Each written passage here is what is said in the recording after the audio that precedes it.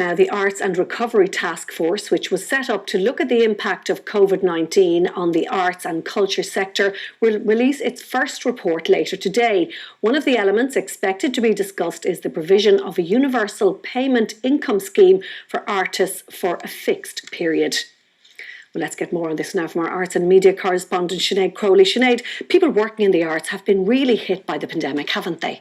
They really have. They were the first to close, and it really is looking like they're the last to be back, particularly anybody operating inside. Indoor gatherings are a long way away yet.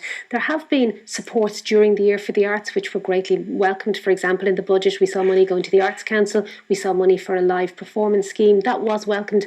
But there are still people who are being very badly hit. In particular, for example, jobbing musicians who at this time of the year should be playing corporate gigs, Christmas gigs, should be doing weddings. All of that has completely halted, and it's proving very difficult for them. They did claim the PUP for a while, but again, now that this is becoming a more long-term thing, they are worried. So it has been suggested that there would be this universal payment for artists for a specific time. We haven't heard the details yet, but we will hear the details this afternoon. But earlier today, I spoke to one of those musicians I was talking about, Matt McGranahan, and he's a fiddle player, and he also represents the music and entertainment industry, just talking about how difficult 2020 has been for them.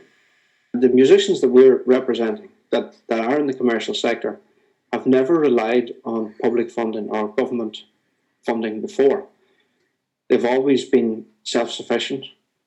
At busy periods during the summer, they make hay while the sun shines. So they could be working 5-6 nights a week during the summer. They could be working 4 or 5 nights a week coming around Christmas time. So people have really, really been struggling. So yeah, these are the type of musicians or the type of artists who have seen their entire income being wiped out in 2020. And while they have benefited from some of the grants and some of the support during the year, they're looking for a long-term plan. And really the industry is hoping that there will be an element of this long-term plan outlined this afternoon.